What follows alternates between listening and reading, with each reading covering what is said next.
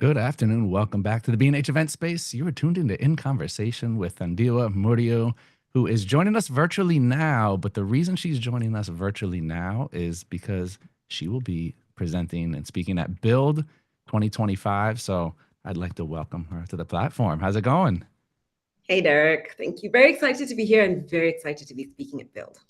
We're excited to have you here and at Build.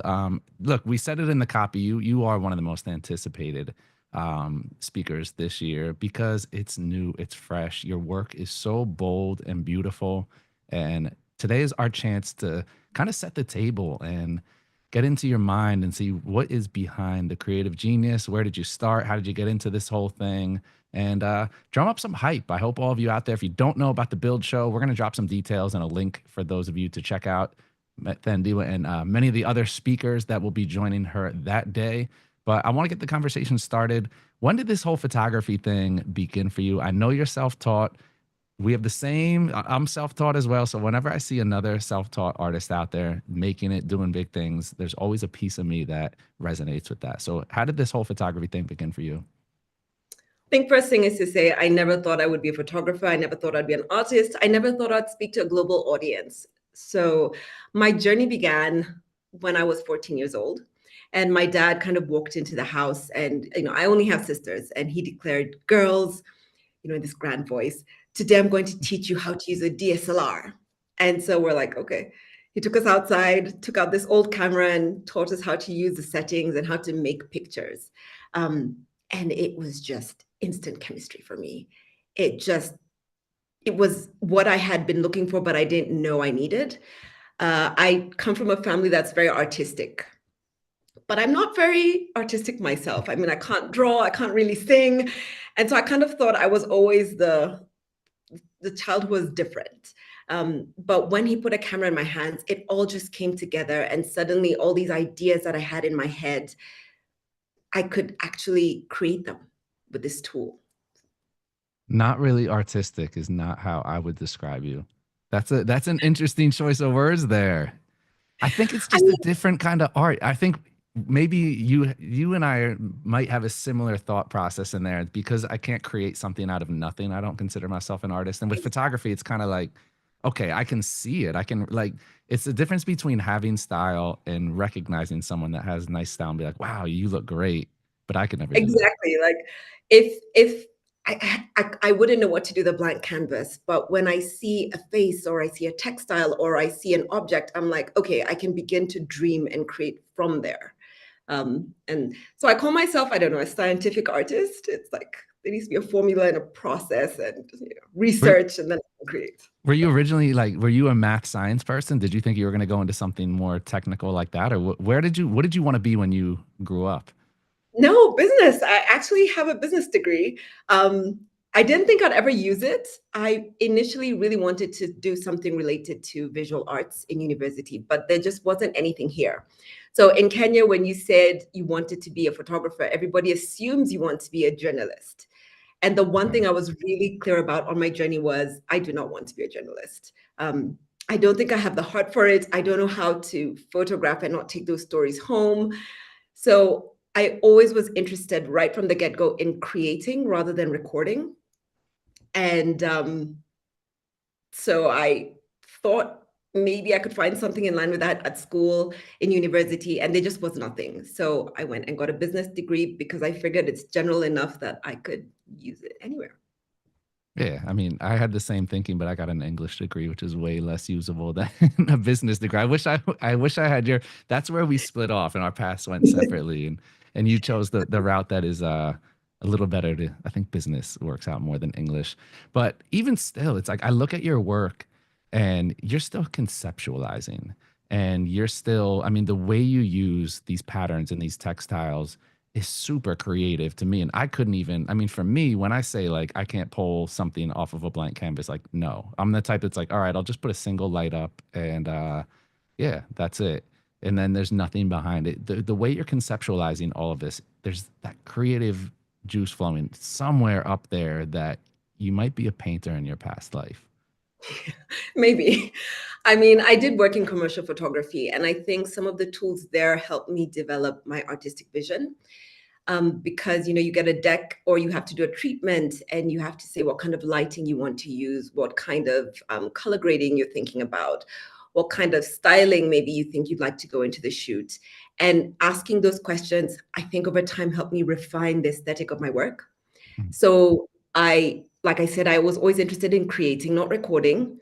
But at the point I was beginning to branch away from commercial into creative photography, I asked myself the question, who am I? And it sounds like a simple question, but it's quite difficult to answer. And I came up with 3 answers to that question. I said, number 1, I'm African, and that completely informs my worldview and how I process the information that I receive. Number 2, I'm a woman, and I come from a family of only women, and that really deeply influences how I see the world, my aesthetic preferences. And then number 3, and this was evident from the first time I picked up a camera, I like color. And so I knew whatever I do, it needs to be colorful. And with those 3 answers, then I began to refine, what does my style look like? And I thought, okay, I want some way to present my Africanness. And I settled on using this fabric called the Ankara, or more commonly the wax textile. And it's generally a textile that is viewed across the continent as a symbol of Africanness. It's usually very colorful, very eccentric, and for me, it became the perfect medium to begin to leverage in my work. And then I'm a woman. And so I thought, I really do want to speak into some of the issues that I've struggled with as a woman in the field of photography. Part of my journey was there was no women doing what I did at the time. And so it took me a while to figure it out, but I realized, wait, why am I the only woman doing advertising photography in Kenya? And that left me with very deep questions. Is there something wrong with me because I want to do this? Why don't I want to do something else? Because I knew I wanted to do photography. The problem was there's just nobody else really doing what I wanted to do. And it left me with deep, deep questions that I thought, if I had a project that I was working on, I want to address these questions. I have a deep love for African proverbs. And there's one that says, a bird doesn't sing because it has answers, it sings because it has songs. And I don't know if creating this work has helped me come closer to answering some of those deep questions I had, but it's allowed me to have a community that I can ask questions with. And so I took this fabric, I took themes and topics that were close to my heart, and I dreamt up this project called Camo. And now we're here. And now we're here. How long did it take to get to this point? You talked about finding yourself, and I think that it's a conversation that a lot of creatives in general have a lot of the time, because we're so deeply tied into who we are as people and who we are as creatives. It's almost like this, to use, the fabric analogy, it is. You're interwoven, your life as an artist and your life as a person in general is so deeply woven together. How many iterations did you go through, or how long did it take you to really find a place where you're like, this is what I feel is my calling, or this is work that feels like me? I don't know if it was a moment. I think it was just a progressive journey. I began the work in 2015. I created 6 images, and then I didn't touch it again until 2019.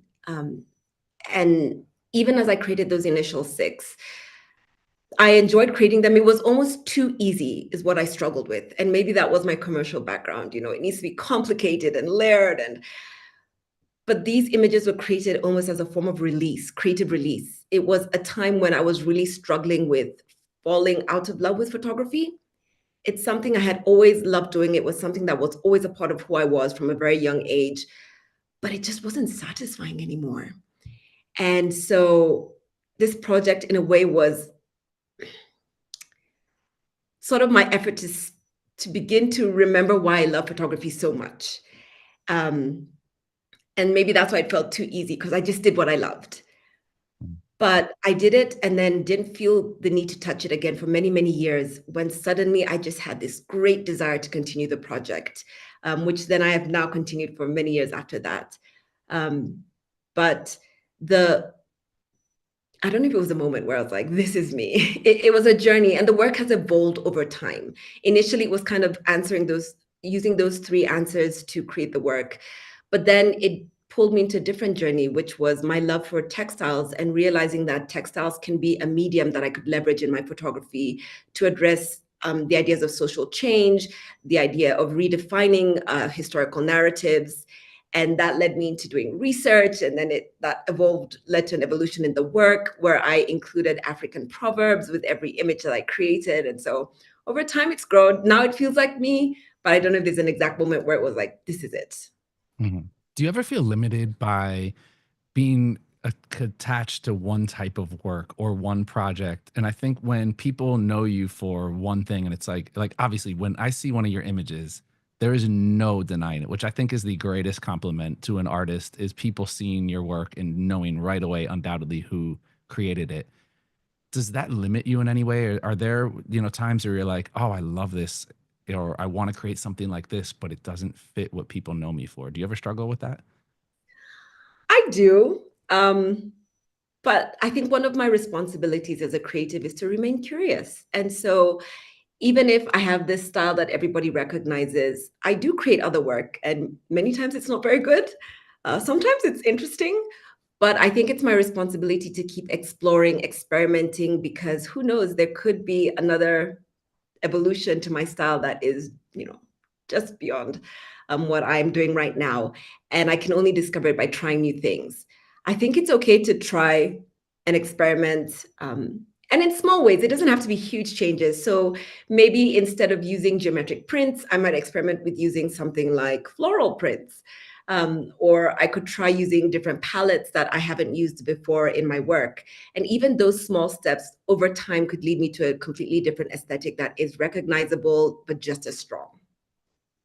Wow, I love that. And I love the word evolution. That is something that all creatives strive for. And I think we don't really have a choice in this say. Again, as we grow as people and as we grow as artists, we get exposed to more and as we get more experienced, you do. It's like what you like and what you see in your own work kind of changes. Who you are as a person, you change. So you kind of your work is a reflection of that. So I like that term of evolution. And you never know what the next iteration is going to be or what you're going to be like 5 years from now.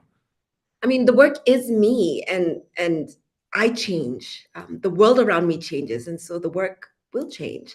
I recently published a book, and it was interesting in the process of creating the book, seeing the work in chronological order, how much it's actually changed over time. I don't even think it's something I picked up on until I saw it laid out in that format, and realizing that the themes, the proverbs, the writing around the work, the choice of textiles, the choice of subjects, all have changed as my perspective on womanhood, on culture have evolved.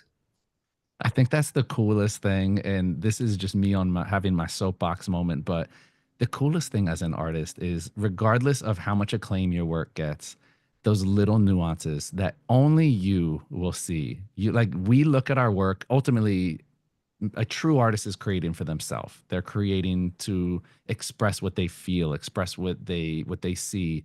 And I think being able to see those little changes and these little progressions in your work that no one else will notice, it's such a cool thing. I mean, the most valuable thing ever is that no one can ever get up here and no one can ever see it from your eyes. And the artist realizing that is something that I think we've lost touch with as we get more into this. Hey, I'm creating for others, or I'm creating for brands, or I'm creating for followers, and this and that.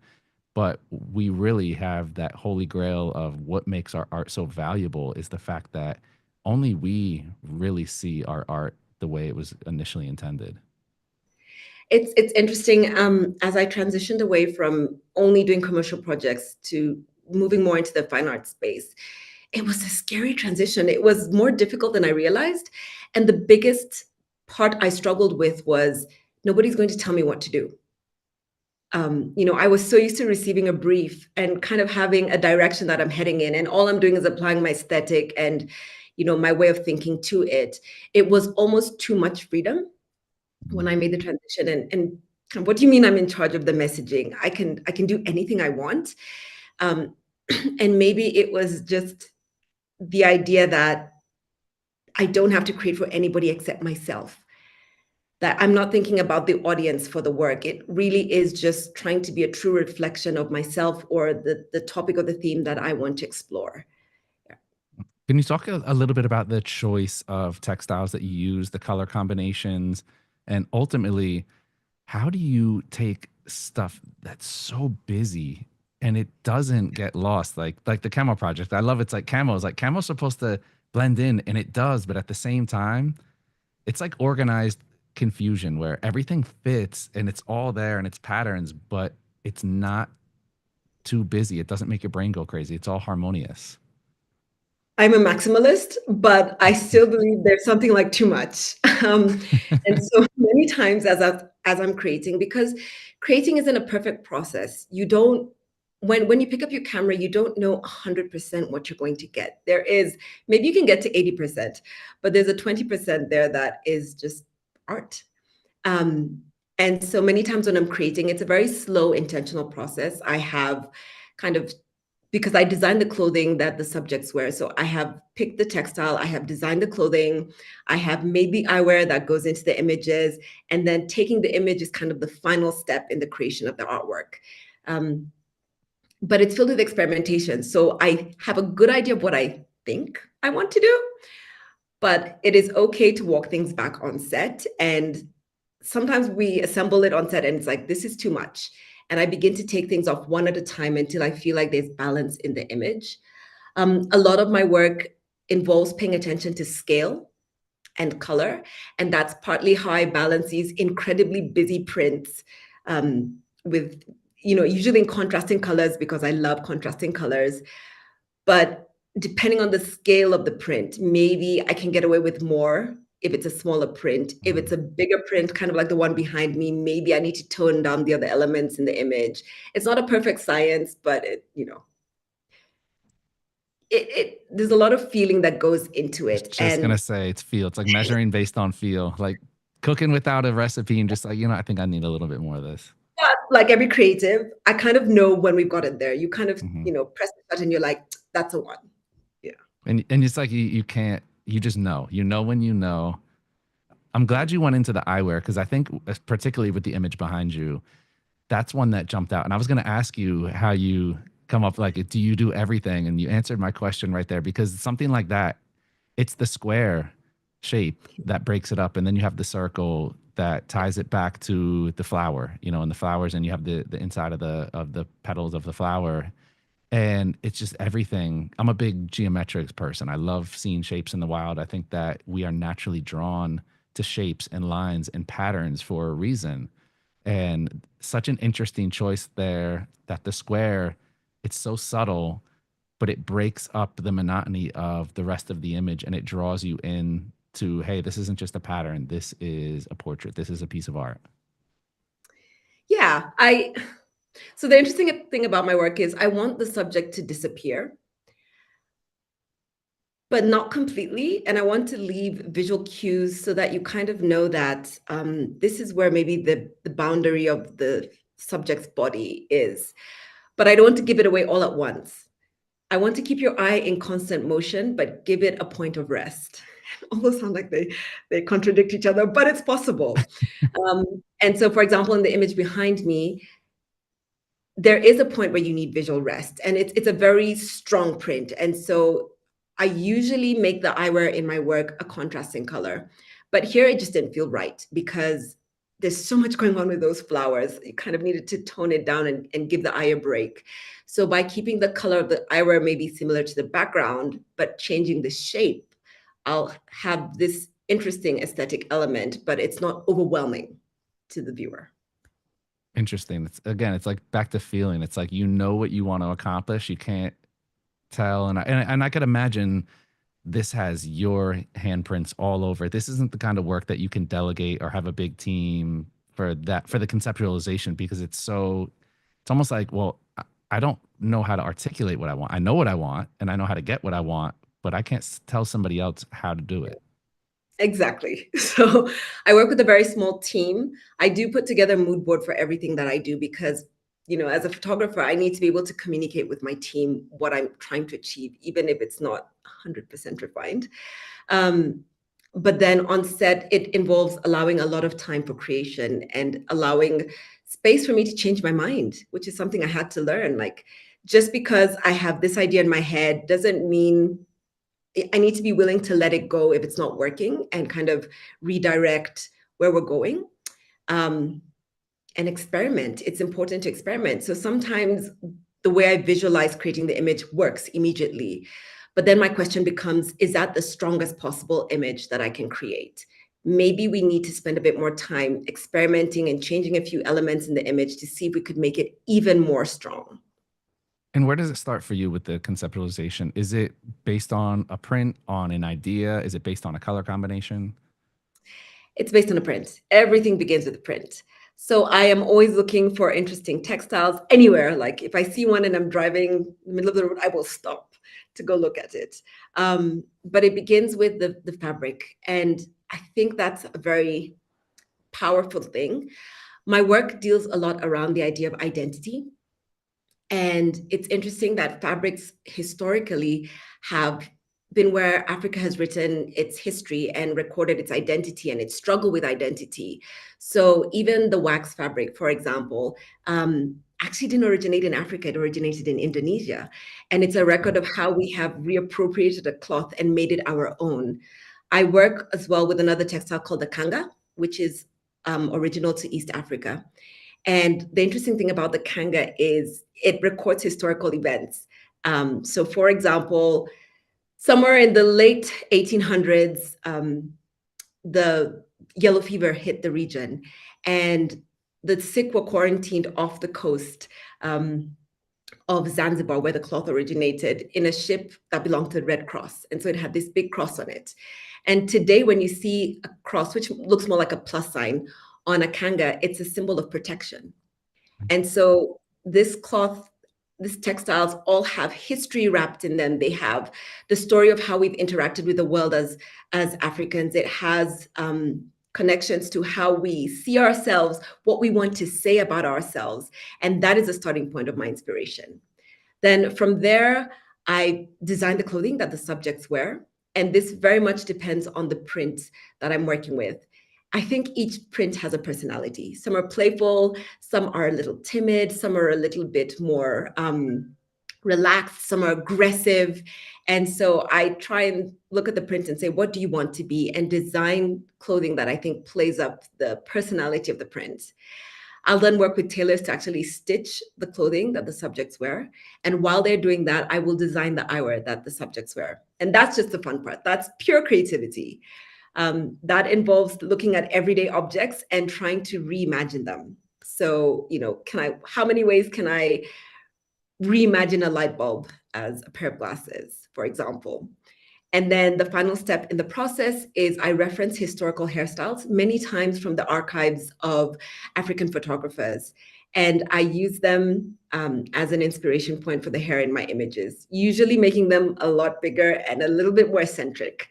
And then I come into the studio and create this image. And it's all a single image. It's not a composite or a collage. I love that. And the selection of your subjects, is there anything that is particular to you, like a certain subject for a certain fabric or for a certain idea?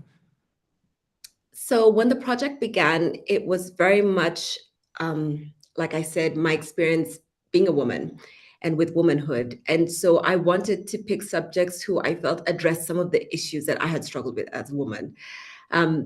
So in my context, beauty looks one way.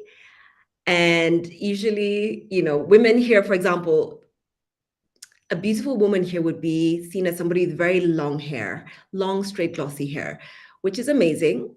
But my hair stands up and it's curly and it is not glossy. And so I very much chose subjects who addressed that kind of feeling that I had, that my hair wasn't enough or that I wasn't enough. And so through the images, they're all addressing different beauty narratives that I have struggled with and generally all women struggle with. Maybe a good specific example is in one image, I selected a subject with a gap in her teeth.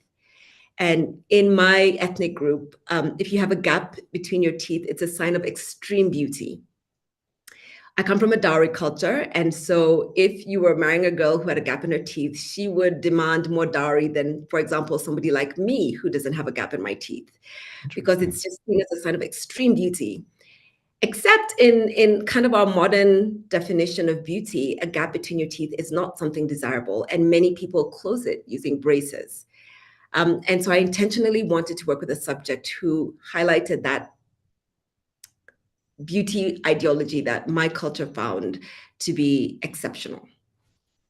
I think that's so beautiful. And it's also it's such a good way for people to learn about other cultures because in this world now we have all the information at our fingertips, but none of the it's like it's almost like too much and there's too much out there where it's just like you don't know where to go. And this is why I think it is so important and so wonderful that we live in a time where everybody can tell their own stories. Everybody can take what's up here and they can show it to the world through the internet, through cameras. Everybody has a camera on their phone and it doesn't take much of anything to take your vision and show the world. And especially when it comes to letting people know about the true identity of culture and from the boots on the ground, from the people who are actually living it, grew up in it, rather than some commodified version of it that you're getting from God knows where on the internet. I think that's beautiful. Has it been easy to stay true to your roots? I know once when you go in commercial, it's like you start to get away from the personal and it becomes all like, well, we need this and we want this and this sells. Have you been able to stay a little more grounded in your own personal vision, being more on the fine art side and taking things under your own wings? I think so. And I think part of that comes with also very carefully selecting what I want to create, and even how I want to create it. So one of the things I do is I insist that if I'm creating work, it must be created in Kenya, which is where I'm from. And that is very much because there was this narrative that kept going around that just the idea that we can't create good things um, by ourselves. And I really wanted to speak into that. And so if I'm commissioned to create work, I say, that's great. You have to come to Kenya for us to do it. And it turns into this wonderful experience of cultural exchange on both sides with my team and with whoever's coming to the country. Um, but even in the work itself, I oftentimes will partner with organizations that are working around women's issues. Or, for example, I recently worked with the UN to do a campaign around FGM. And for me, that is something close to my heart. It's something that is a reality in the region that I come from. It's something that directly impacts the lives of women. And I would be glad to leverage my art to spread the message around that. In terms of the fine art world and what I create, one of the joys of being an artist is you are in charge of the narrative. And so I then can choose what I'm creating and why I'm creating it. And it's really important for me to create work that remains authentic to the whole reason why I began to do this, which was to speak about womanhood, identity, belonging, and celebrating culture. And so as much as possible, I try and infuse that into my work. I love that. Is this more, do you see it as preservation of the culture, reimagining? Is it kind of just you're taking cultural ideas and identities and putting your own spin on it? I call it modernizing history. I don't know I love that. yeah.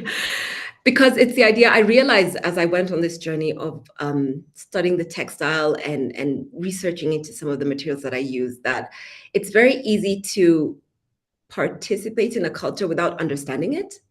And I was guilty of that. So I kind of knew all our traditions and our ways of doing things, but I didn't understand the why, or the nuances of why we did what we did.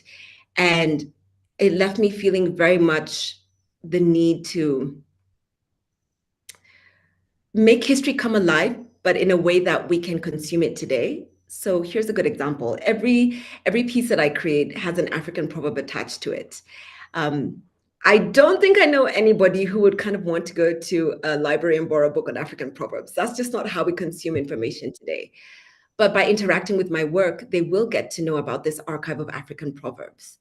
Um, and so it's things like that. It's the work offers an opportunity to talk about cultural practices that maybe people have heard of but don't fully understand.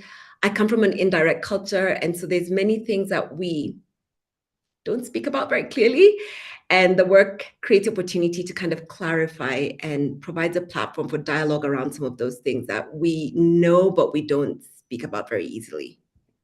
I love that. And how has it been received? Like when you first started doing this, was it something that people were initially on board with? Did they understand it?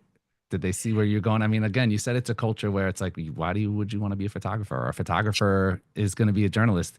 How now that you've kind of cemented your vision, your legacy, and put yourself up on a platform where now you have people that will look to you. I mean, I can only imagine young African girls looking up to you, girls in Kenya who are going to say, "Wow, I can do anything, and I can take an idea that I have in my head, and I can tell beautiful stories through this little piece of gear."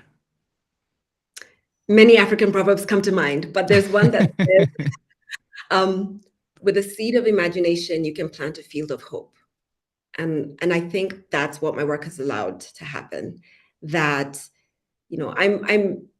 I'm enjoying the journey of creating and storytelling. I'm a storyteller at heart. Um, but even in the middle of that, I am creating the idea that maybe history is important and interesting. History can be a platform for our inspiration. Um, it's possible to be a photographer. That's a big one in where I come from. Like, it is actually possible to be a photographer or creative. You can do this. Or even the idea that it's okay to talk about some things that are difficult to put into words. Um, yeah. So the work's been received well. It maybe with a little bit of confusion at first, because it's, why do you want to make people blend into the background? But as there's been chances to tell the story, as there's been opportunities to explain the research behind the work, then it's been able to have impact, both in my community and outside of it. Yeah, that's the big one right there is when you put your work out there as an artist, especially the bigger you get and the more far reaching your work goes, especially something conceptual and something that could be considered ambiguous. And people would be like, well, then they start doing their own work up here. And 99% of the time, they're way off and they don't get it. So it's great to have these chances to speak with the artists and really see where the work came from and what is the thought process behind it. Because again, yes, like you said, having the subject blend in, but not fully. And just that description you gave earlier of you want them to be there and see that they are separate, but it takes you a while to get there. It's like you appreciate the piece, your eye goes and dances around the work, and it ultimately settles on a subject camouflaged to steal from your project that kind of theme of camouflage. It's as much standing out as it's blending in, which I think is an interesting dichotomy. But that's very much based on my own experience. I felt as a woman in my culture that I was invisible visible, if I could put it that way. That there was these expectations of what and who I should be. But if I was anything else beyond that, then I was invisible. So in my case, I wanted to be a photographer, which wasn't something that was very common among women. And the feeling that, I wasn't adding value to my community because I was going outside of what they prescribed for me, very much weighed heavily on me. And so, I felt a bit like the subjects in my work. I was invisible, but we all want to be seen. We all want to be recognized as individuals, not just as members of a group or a community. And so I really did want to speak into that. And I think that's so great that that resonates across spectrums. That resonates with somebody who is not a woman from Africa. There are people that don't look like you, that don't share the same, for lack of a better word, categories as you, and they wouldn't check the same boxes, but they can still be inspired by that and say, you know what? Yeah, I too have felt like I'm just blending in, and you want to be seen for who you are. You want to stand out, but not in the way like, I don't need lights on me. I don't need, no, don't look over here. But I do want to feel seen and heard while still staying in my lane. Don't put attention on me. I'm good over here. I just want to, you know, It's the questions I'm asking. So the aesthetics are very much influenced by my background and where I live. But the questions I'm asking are universal questions. They're questions on womanhood. They're questions anyone could ask about themselves. They're questions on belonging and identity.